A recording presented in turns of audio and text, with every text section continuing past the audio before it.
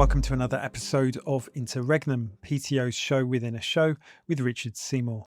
In today's episode, we talked about the ongoing attacks on Iran, launched on the 28th of February by Israel and the United States. We talked about the current military situation, the confusion around what US and Israeli objectives are, and the divergent responses of European states to the attack. We also talked about how to situate Operation Epic Fury in the context of gradual US decline, and what the prospects are for a revival of the US anti-war movement. We're speaking on the afternoon of the 4th of March, and Operations Epic Fury and Roaring Lion, that's the Israeli name for their attack.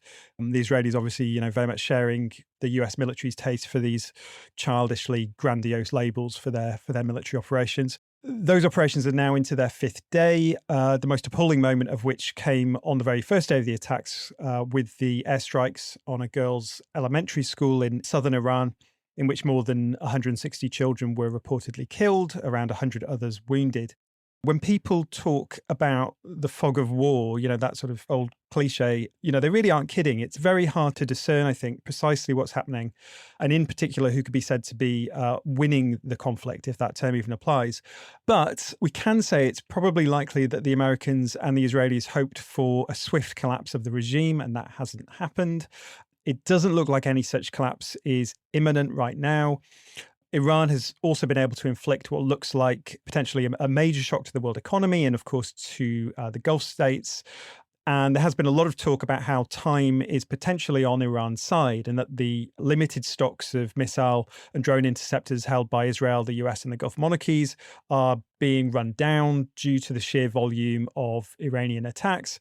All that said, just yesterday, many military analysts were pointing to an apparent reduction in the scale of Iranian attacks, which might indicate either they're trying to preserve existing stocks or that the US and Israel have managed to deplete Iranian weapons with their attacks on launch sites and weapons depots. As I say, it's impossible to do much more beyond speculating here when it comes to this question. But which side, if any, would you say is prevailing at this point? Look, in purely military terms, the opening of this war with this high-value decapitation, the murder of Khamenei and other Iranian leaders, that should have been decisive. It should also be decisive that the US has ongoing relative operational freedom in terms of their ability to hit targets in Iran. That's a signal of raw power on the part of the US and Israel. We can do whatever we like to you. And that should be devastating. But even before we move on from that, there are limits here. First of all, I noticed that General Dan Kane, who's the chairman of the Joint Chiefs of Staff, was speaking about this the other day, spoke of having achieved local air superiority in Iran. Now, as far as I can tell, decoded, that means that they haven't been able to take control of Iranian airspace. What they have is some local corridors of dominance. Another limit is that the capacities of the Patriot and THAAD defense systems across the region, that first of all, they appear to be severely stretched. Another limit on this is that Iran has basically been able to launch ballistic and cruise missiles and drone attacks at will, allowing it to control the escalation ratchet to some degree. And so the US should have been able to very quickly knock out Iran's air defenses, major missile launchers, command and control structure, and that hasn't happened. Incidentally, it was General Kane, who I mentioned, who warned against attacking Iran precisely because they weren't materially prepared for this offensive. And I think they're finding that out now. So as to Iran's response, which is to seize control of the momentum by escalating faster, it has somewhat undermined what ought to have been a display of tremendous dominance and intelligence penetration. You mentioned the economic impact. They effectively shut the Hormuz Straits. They closed the LNG station at Ras Laffan, which is the world's biggest gas field. And they sent oil prices spiking in Europe. And I think in the UK, over 2 days, gas prices rose over 100%. I mean, incredible. They closed Israeli gas fields like Leviathan. They hit a couple of US bases in Saudi Arabia and Kuwait. They pummeled Tel Aviv. They've hit other towns and cities in Israel. They've hit their targets in the Gulf monarchies like Saudi Arabia. Iran also claims to have destroyed a powerful radar system, the name of which is AN/FPS 132. which is an early warning radar situated in Qatar, the US military's largest base there. Now, we do not have confirmation that the radar itself was hit, but CNN does report that the military base where the radar is situated was hit by a ballistic missile. It's hard to see it not doing significant damage. That would derail the whole Patriot THAAD system.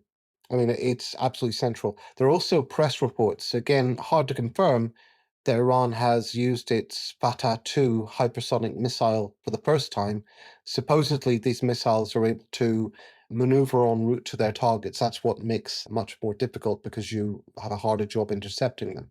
That capacity, whether it's been deployed or not, is itself quite significant. So they've demonstrated a counter threat. If they feel they are in existential danger from the outside, which they are, they've shown that they can cause regional chaos with massive global consequences. And it must be said, even if some of their stockpiles and whatnot are being attacked, from what I've been able to find out, their reserves of missiles and drones are quite significant. And that's why they've been able to overwhelm the defenses. And there'll be more to say about this later. I mean, look, the issue is, what would winning look like? It was hard to see any of this translating into regime change, let alone a stable post-Islamic Republic regime. Also difficult to see any way in which this standoff ends with any face saving for the Trump administration. Possibly arming the Kurds and trying to incite civil war is one way for them to do it, to still be doing something, to not have backed down totally. For Iran, I think winning, it would just be enough to have inflicted damage on the enemy and come out with the regime in control, which seems quite plausible. The only other tenable possibility that I see is a kind of drawn out war leading to a total implosion, not just the collapse of the regime, but a total implosion of the state, the fracturing of Iran, near constant civil and international conflagration, regional chaos. I think that's what Netanyahu wants to see. One would infer that what Netanyahu hopes is that regional chaos will create weaknesses through which Israeli annexations and power bases can be expanded and established on the ground. What does the US want? Who the fuck knows at this point? Yes, well, we'll come on to that. I mean, one thing I should perhaps say around this discussion of the possible reduction in the scale of Iranian strikes is that part of this seems to be a decline in the attacks on Israel. And it does seem perhaps plausible that that may, in fact, be a tactical decision on the part of the Iranians, right? That it makes more sense actually to attack somewhat less well defended states in the Gulf rather than Israel, which of course is particularly well defended. I mean, there seems to be tremendous confusion about what American objectives are with the attack. Possible objectives seem to range from merely the destruction of Iran's missile force and Iran's ability to enrich uranium to the elevation of perhaps corrupt elements of the Islamic Revolutionary Guard Corps that is hoped would come to power and do America's bidding. And then there's the possibility, as you described, that the aim is the destruction of the Iranian state and, what we might perhaps call the sort of Syrianization of the country. Could you say a bit more on objectives? And, does Donald Trump even know consistently what he wants out of the operation? They don't have a clear strategy. I mean, that's what's so astonishing about this. I think the decision to go to war at all at this point reflects the extreme voluntarism of the administration. Trump's personal hubris is reportedly thinking that he's on a roll, things are going well, Cuba's next, all that kind of stuff. The decay of traditional Washington's political capacities in the context of a unitary executive in which basically a small inner circle around Trump actually decides what to do. That's not the standard professional way of operating within Washington.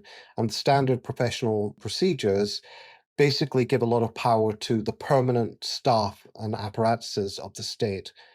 So, in a sense, the ruling class is not really able to rule under Trump, not directly. We had weeks of military buildup in the region. The administration made zero effort to explain or justify a war to the public. When they started it last Saturday, Trump had astonishingly little of substance to say beyond, notably, neoconservative boilerplate about Iran's nuclear program, about Iran's ability to threaten the US and regional allies, about non-specific imminent threats from the Iranian regime that he just made up. He seemed to be calling for a regime change war, fact, 2 weeks before the attack, he was asked by journalists if that was what he wanted. He said maybe that's the best thing that could happen. As he launched these strikes, killing Khamenei, said, we're not going to put up with Iran chanting death to America, as it's been doing for the last 45 years anymore, saying, all I want is freedom for the people. Tacitly, his message was regime change. It quickly became clear that this wasn't quite what was planned. Trump told the Washington Post that they actually had some idea of lining up successors to Khamenei, but the strikes were so successful. But they'd killed them all. They killed all the successors, which is a really weird definition of success. Notably, this means that Reza Pahlavi was not in the running, and indeed Trump, I think it was yesterday, stated explicitly that he, thought Pahlavi was a nice guy, but he wanted somebody who was popular in Iran. That also reflects that, for all the violence, that it does seem that Donald Trump does not want to be in the business of, creating states, right? Like that seems to be why there is this preference for internal alternatives to existing rule. And we saw the same thing with Venezuela, right? Yeah, but it's totally moronic. I mean, he really thought that he would take out a leadership and install a client really quickly with a short, overwhelming plex of power, and that Iran would just be like Venezuela. Like, that's not going to happen. Like, you're not going to pick Iran's leaders. Don't be fucking stupid. There's a fellow on TikTok who gets worked up about old music and repeatedly says, are you dumb? That's what I want to say here. I think that's why they made no attempt to justify or explain things, because he thought it would be a quick raid that would make him and America look powerful. And the MAGA base would bark like the servile dogs that they are. We've heard a lot about mowing the lawn. Think about this. It wouldn't make any sense at all. The idea with mowing the lawn in Gaza was that periodically they would set back its development, destroy its capacities, create dilemmas for the Hamas-led administration in order to ensure its ongoing subordination and the slow suffocation of Palestinian nationalism as a real political factor. Iran is not subordinate. Iran can actually defend itself. You can't just mow its lawn and it doesn't do anything. The idea that you periodically clip its wings is absurd. In that regard, Caroline Leavitt, I don't know if you saw this, her summary of the objectives of Operation Epstein Fury or whatever it is a real joke. They're going to destroy Iran's missiles. No, they're not. Don't be stupid. They're going to annihilate Iran's navy. No, they're not. They're going to stop Iran from making and using IEDs or roadside bombs. This is nonsense from headbangers. And if you took any of this seriously, they'd really be talking about destroying Iran's ability to defend itself in any way, and thus destroying its existence as a sovereign state. Now, I don't think that they really have that in mind. I don't think that's what the US actually wants. I think this is red meat for MAGA morons. But of course, the danger is that the situation has its own structural logic of escalation. Like, the US simply doesn't have enough strategic clarity to resist it. So then the question is that permanent escalation what Israel wants? Because the New York Times reports that what actually happened here was that the Trump administration was negotiating with Iran over its nuclear program. Netanyahu was determined to sabotage the negotiations. He lobbied Trump ferociously. He warned him against the diplomatic route. He hyped him up with confidence after the Venezuela raid. And basically no one in the administration argued forcefully enough against it.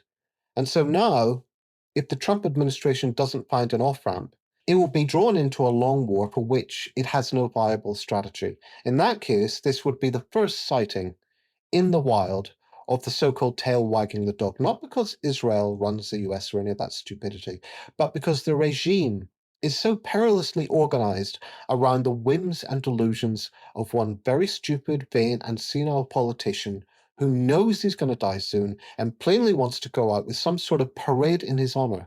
He wants to go out in a carnival of American power and bloodshed.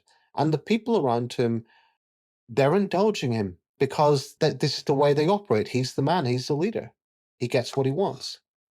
Just further on, the confusion around objectives, which doesn't seem to be strictly limited to Trump, but also perhaps reflects differences within the administration. I mean, one perhaps slightly surprising thing was JD Vance being eventually approving of the attack, and his sort of concerns seem to be, well, if you're going to do this, you need to do this hard. No half measures. You need to go all in on this. And certainly, he certainly doesn't seem to have been any kind of particular break on the operation, even if initially he may have been somewhat wary. The interesting thing is here, there are fractures within the state, for sure. I don't think the Pentagon really wanted this. I doubt the permanent Washington establishment was convinced by this. But in the White House, factions with different objectives would imply clarity on what is to be achieved. And I don't think they have any idea more than Trump, other than hoping for a quick strategic coup, a demonstrative bloodletting, and a bit of post sanguinary preening. You can imagine Vance and Miller might oppose long-term entanglements, but they aren't the brightest fellows, and they might not see how this action locks them in to a disastrous logic of regional conflagration that will hurt American imperialist interests. Vance was sent out to the media, I'm sure you saw this, to sympathize with those who were tired of forever wars, but to assure them that those wars only happened under previous presidents who were dumb. I need hardly underline the irony here. I dare say Witkoff and people like that aren't necessarily persuaded of the case for military action, but they were obviously happy to string the Iranians along if Trump wanted time to organize a bombing campaign. Hegseth, who would lose a battle of wits with a Rubik's Cube, will just do and say as he's told. That's why he's there, and it's possibly one reason why US military strategy in this case is so spectacularly stupid. Rubio seems to just want to shrug off US responsibility for starting the war. I think we're starting to see a kind of panic search for a conclusion in which Trump can still look tough. But then the question is, will he have to convince or order Netanyahu to call off his own dogs because he's just sent troops into southern Lebanon and he has his own agenda in terms of raising the regional stakes?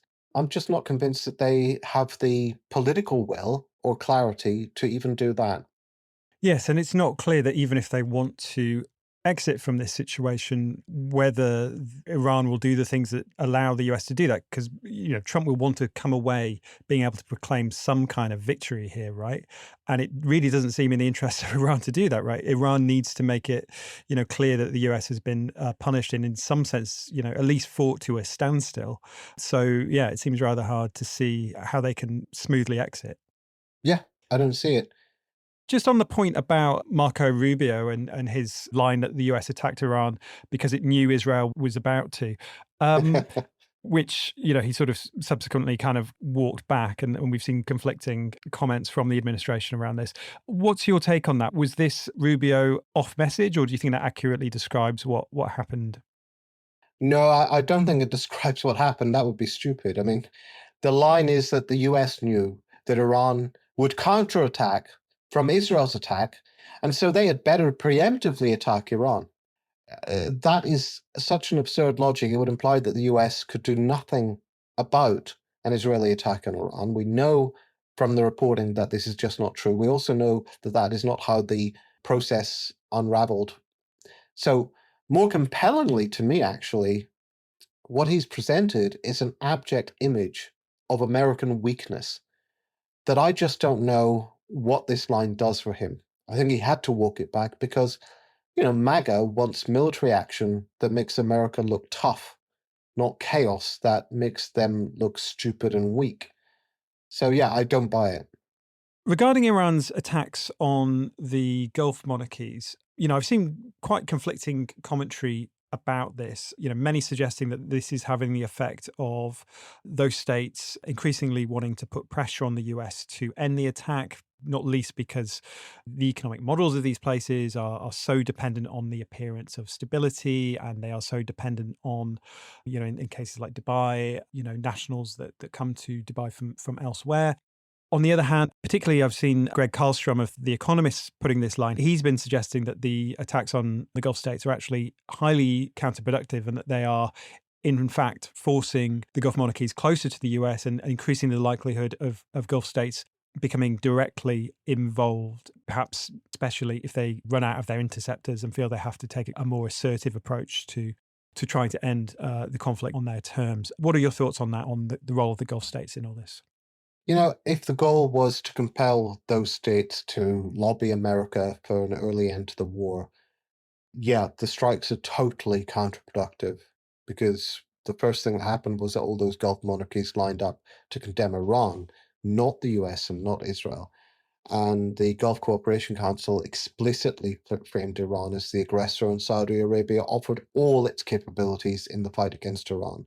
But I don't think the Iranian leadership, although they have displayed a lot of irrationality in recent years, and increasingly so, I would say, I don't think they're that fundamentally stupid. I think they're playing a bigger game, which is to threaten escalation and chaos beyond the capacity of the imperialist countries to control it. And at present, frankly, that appears to be working. I mean, you posted an article from Foreign Policy the other day, which was quite an important analysis, I think, which argued that Iran would benefit most from dragging the war out a bit because over time they will stretch and break the fabric of the US regional defense system. You mentioned they're already running out of interceptors to stop the Iranian missiles. This was reported in the Wall Street Journal that they got maybe a few days, a week at most. So Iran is grinding through hundreds of millions of dollars of equipment every minute. That's US equipment. And soon their missiles will be thudding into any target they like. So obviously, the US will do everything they can to stop that. But if you saw the Democrats coming out of their intelligence briefing, I think it was yesterday, last night, almost to a man, they were saying the government doesn't have a plan to stop any of this. No, I know they're Democrats. They have to say that.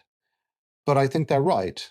I think they have no idea how they're going to do it. We've had Rubio and Leavitt both claim in different ways that they're going to take out the missile infrastructure, that they're going to increase the tempo of aerial attacks, that they're going to hit the missile production and launching system with power. I don't doubt that they can hit Iran with real force. But frankly, if they had the intelligence to destroy the missile infrastructure, as they're saying, I kind of suspect they would have done it by now. So my read on this is that yes, you can argue, and I think there's justification for it, that striking the Gulf states is risky because it lines up those Gulf states more explicitly with America against Iran. Frankly, they were already lined up in that direction, so I'm not sure how much they lose from that. Let's turn to the response of the UK and the Europeans. So in Britain, Keir Starmer, and we've seen a somewhat similar approach from Emmanuel Macron in France.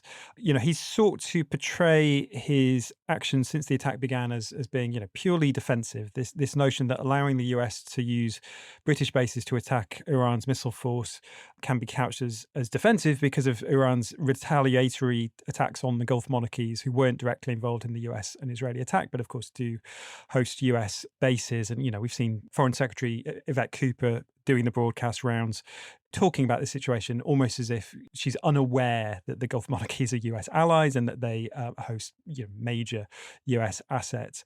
What do you make of how Starmer's navigated the situation? Well, look, I mean, first of all, everything in this war is purely defensive. The Trump administration strikes are preemptive. Israel's attacks are preemptive. So what Starmer has done is allow the US to launch defensive strikes on Iran from UK military bases, including those in Cyprus as well. He's deployed UK aircraft to defend British imperialist interests in the region. And by doing so, he essentially does some of the legwork for Trump by, blocking Iranian missiles, etc. The US can focus on its bombing campaigns. I think we can at least give Starmer this much credit. There are parts of the British security establishment, the Westminster class, and the media that are so totally devoted to Atlanticism that they are appalled that he didn't go all in on the attacks. He could have done that. I suspect that he must have been tempted to do so. So obviously, he has at least the nous to realize in this context that it doesn't hurt him to take a bit of a distance from Trump, to be criticized by Trump. Now, unfortunately, he's too terrified of confronting directly anyone who isn't a migrant or a lefty that he will, he'll strongly imply that he has the gravest possible reservations about this war and that he is defensively not participating in it. But he doesn't want to appear to be in any way challenging to anyone with real power, and he certainly doesn't want a rift with Trump. So essentially, he's kind of tried to strike a middling position here, and it just doesn't work. It doesn't convince anyone. It doesn't please anyone. But that is rather typical of how Starmer operates. Yes, and it also, of course, doesn't prevent the rift with Donald Trump, who's been quite critical of what he sees as a sort of lackadaisical approach of the British being slow to allow access to the bases. Do you think the fact that he is now being criticised by Trump, who of course is an extremely unpopular figure in Britain, do you think he reaps any benefit from being attacked by Trump? Does he get any benefit from it? Unfortunately, just because of the way he will not come out and say, as others like Macron and Carney, I know we're going to come back to them, but they have at least belatedly come out and said this war is outside international law. Starmer has implied that it's outside international law. He has said that his commitment to international law is ironclad. I just don't think, I mean, if you wanted to rally, let's say, left-wing voters for the upcoming May elections by presenting your government as a common sense government that'll always put British interests first and isn't subservient to Trump, etc., you may as well just come out and say it. And I don't think he can do that. Yeah, that would be akin to the position that Spain has taken, of course. Do you see any further major domestic repercussions? I mean, obviously, quite likely looking at a major spike in inflation and interest rate rises and so on. What do you think this portends for a government which is already extremely unpopular? Well, what you have to remember is Starmer's commitment to international law is ironclad. So when Defense Secretary John Healey was asked about this on ITV, is Trump breaking international law? He said, I don't know, you have to ask them. And when Trump attacked Iran, Starmer came out and firmly and decisively told Iran to stop hitting itself. And he said, we're not joining in these attacks, but will help. He is torn, absolutely torn apart by two competing forms of cowardice. I mean, really, what more repercussions at this point could there be for him? He just got eaten alive in Gorton and Denton. The faction that put him in power and has been feeding him his lines for years has just decomposed before his very eyes. Mandelson gone, McSweeney gone, Chris Wormold, cabinet secretary, gone. So now Labour is polling third place behind the Greens, and they're heading into the May elections, and they've got to look disaster in the face every day and say, hello, Prime Minister. So political repercussions, he's got about as much chance as a teenager in a Wes Craven movie who's just said, what was that noise? When it comes to Europe more broadly, we've very much once again seen the total failure of the EU to present any kind of common front, right? We've got, Friedrich Merz sort of giggling in the White House whilst Trump is threatening Spain with a trade blockade. France, taking a very different position from states like Norway and so on. I just wonder if you have further views on how the Europeans are responding. Well, I mean, they have shifted very quickly. I mean, Hmm. at first, the main response came from the E3, which is Britain, France, and Germany. And they all coordinated on front loading condemnation of Iran's counterattacks. They didn't notably outright endorse the war. They stressed that they hadn't joined, but they basically reinforced Washington's depiction of an Iranian threat. And by that means, kind of endorsed what Trump was doing. Carney was the same, actually. I know he's not European, but, broad support for the objectives of the war, stressing that Canada wasn't actually participating, emphasizing condemnation of Iran's retaliations. Honestly, this was already moronic. They should have seen that this war was stupid. It was going to damage their interests, never mind the morality of slaughtering little girls in a school. And as you mentioned, Spain was an honorable dissenter early on, told Trump to whistle when he wanted to use Spanish bases to launch attacks. It's starting to look very different now. Macron, I think, was the first to move, saying the attack's dangerous and outside international law. Merz, I mean, you're right, he's over there trying to have nuptials with Trump, declared support for the aims of the war, but I believe the reporting suggests that he's begging for an early conclusion to the war because he can see what's coming. Carney now comes out and says the war is outside international law.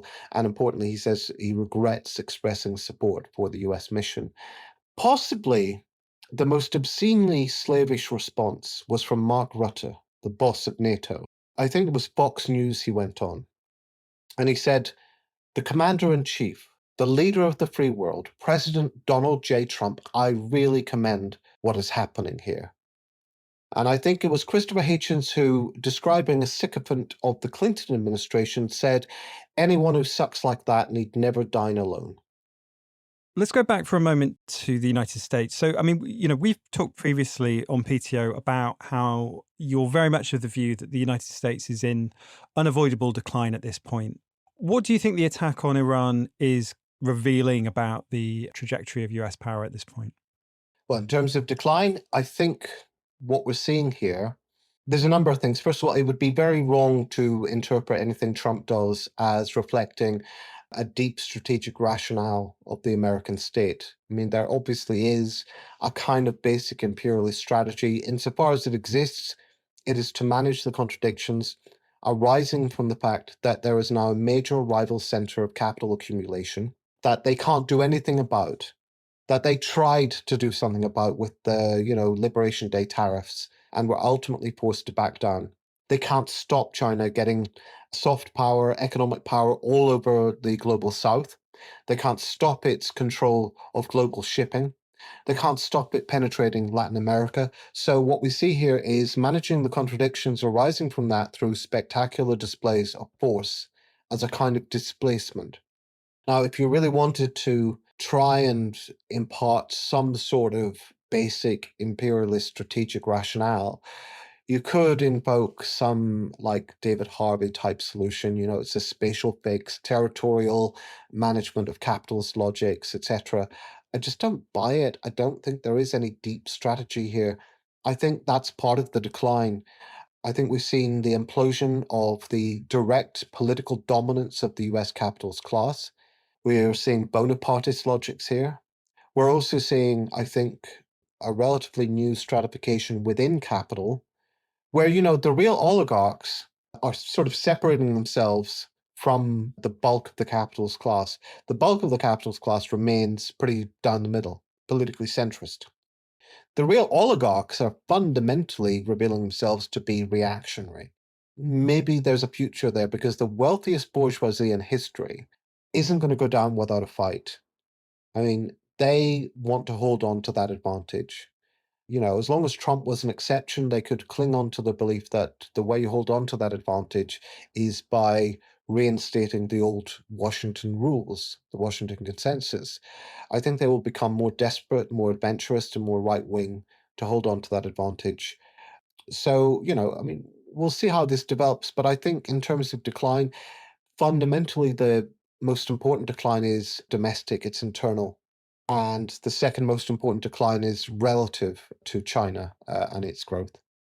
Just how dangerous do you think the global situation is in the medium term? The US political class seems, at least hitherto, entirely unable to respond to US decline in any way other than violently trying to reassert primacy, if not necessarily hegemony. And that includes during the Biden administration, right, with its new Cold War vis-a-vis China, its efforts to create regional anti-China alliances through initiatives like the Quad. Bringing it back to the current context, I mean, I saw, I think it was Mark Ames suggesting that if Iran is able to maintain its rate of fire and if the US, Israel, and the Gulf states start to really run out of interceptors, then it's, just sort of 50-50 whether or not Trump would do something like use a tactical nuclear weapon in those circumstances in an attempt to force Iranian capitulation. To me, at least, I mean, that really doesn't seem an outlandish claim, given everything we know about Trump, his preference for air power, his preference for the spectacular. And as I say, given this seeming inability of the US political class, and again, this is not just the Republicans, it's not even just Trump, this inability to maturely accept some kind of managed decline of US power. Instead, we see these really quite sort of apocalyptic urges, it seems to me. Yeah, I mean, I think that's absolutely right. It's exactly how I would phrase the problem because the danger is that you have new thresholds of instability that become normalized, that the baseline of the global system becomes one of frequent violent outbursts and escalating pathways without even any of the weak guardrails of international law and diplomacy, rules of engagement, all that stuff. The danger is that force becomes the default for managing decline, even though, we know, like, most of the time, if you're compelled to use force, something has failed, something has broken down. But purely on the basis of needing to set the momentum, to hold the initiative, to appear powerful, that becomes the default option. And then in that context, you have escalating arms race in a hair trigger temporality where the logics that proliferate are basically use it or lose it. If you've got power, show it. And then you mentioned about Trump possibly using a mini nuke. I hope he hasn't heard that suggestion because I think he would be seriously tempted by it. Mutual nuclear deterrence becomes, in this context, it's not a hard ceiling, on escalation propensities and all that. It's a rationale for the proliferation of more normalized nuclear weapons, mini nukes, and that kind of thing, and the normalization of nuclear exchanges. That I think that creates multiple layers of instability, particularly because once you do have nuclear weapons in any form normalized in a kind of war situation, the restraints on one state with a proper nuke uh, using it and triggering a global nuclear war are greatly reduced. So, I mean, it's an incredibly dangerous situation, and it's one in which the dominant anti Trump forces within the US have no political will or clarity to resist. The war is strikingly unpopular in the United States, not least because virtually no serious effort was made to sell it to the American public. I mean, I think it was John Gans who wrote recently that the Trump administration don't even do the public the courtesy of lying to them anymore. What do you think the repercussions are likely to be for Trump domestically? And do you think that we might see a serious revival of the US anti war movement and perhaps some of the militancy, the very impressive militancy around ICE translating into opposition to the war in the Gulf? Yeah, it's a possibility. But I think, honestly, the problem for Trump is going to be a loss of political initiative and cohesion because the danger for the Republicans, and a good reason not to let it go on indefinitely, is that at this point, any major American war unites the left and splits the right. And it also means that it puts the Democratic leadership under pressure from the base. And Trump needs the Dems to be under pressure from him, which is what, after all, they prefer. I don't know if you saw this, but there was a Senator, Mark Kelly, who went in the space of a few hours from saying that he was going to vote no on Tim Kaine's War Powers resolution, which is basically a resolution that asserts what is already a legal reality with the War Powers Act, that the president has to get congressional approval for war. He went from saying he would vote no to saying he would vote yes within a few hours. I suspect that he came under some pressure from constituents. You've now got even someone like Gavin Newsom, basically a standard, middle of the road Democrat. He's now demanding to know why we helped Israel kill those kids. He's now calling Israel an apartheid state. There is a vibe shift happening here. I saw James Talarico just won the primary in Texas, Democratic primary. I mean, I don't have any faith in Talarico specifically, but his opponent was particularly moronic practitioner of Clintonite politics and social media, vacuous social media hype. And Talarico has said that he is in favor of cutting off weapons to Israel. I think there is a shift going on here. What's really changed over the long run is how hyper-partisan support for wars is in America now. You can look at the polling on this. Support for the Afghanistan, the Iraq War, there were partisan differences, but the influence of the humanitarian imperialism of the 1990s actually meant that a big majority of Democrats initially backed both wars. Even as late as the bombing of Libya, a plurality of Democrats were initially on side. Now that's over.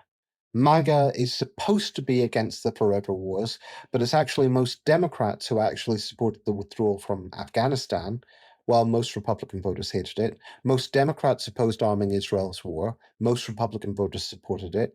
The current war is strongly backed by Republicans, strongly opposed by Democrats. This doesn't reflect a change in the stance of the Democratic establishment, obviously, but there is a rift between the leadership and the base, and that's going to play itself out. But the Trump base is split, and there is a growing and quite pugnacious isolationist wing. Obviously, a major issue for them now is Israel. And the fact that they're doing this campaign with Israel is important. I mean, it's not just Nazis like Nick Fuente or the anti-Semitic wing of the right like Candace Owen and Tucker Carlson, who's unaware of his anti-Semitism. For years, there's been this growing kind of low-key skepticism and puzzlement over the absolutely unconditional and almost fanatical commitment to Israel. And I think, Charlie Kirk voiced some of that. Something like this, where the US end up looking weak and stupid, and where Trump looks like he was basically willingly led by the nose, that kind of jams a crowbar right in that fissure. And the longer it goes on, the worse it gets for them. Now, I certainly wouldn't get any pleasure from that, not for 1 second. But for their own sake, Alex, because fascism can only be enlivened by vigorous debate, right? That's how fascism works. For their own sake, I hope they fall out over Israel a little bit more. You've been listening to Politics Theory Other. If you've been enjoying PTO and finding it useful, then please do consider becoming a £5 supporter on Patreon. The show depends entirely on listener support, and if you sign up, you can access bonus content, including listener questions episodes with PTO guests. Go to patreon.com/poltheoryother to sign up. The show's music and graphic design is produced by Planet B Productions. Thanks as ever for listening. I'll be back soon.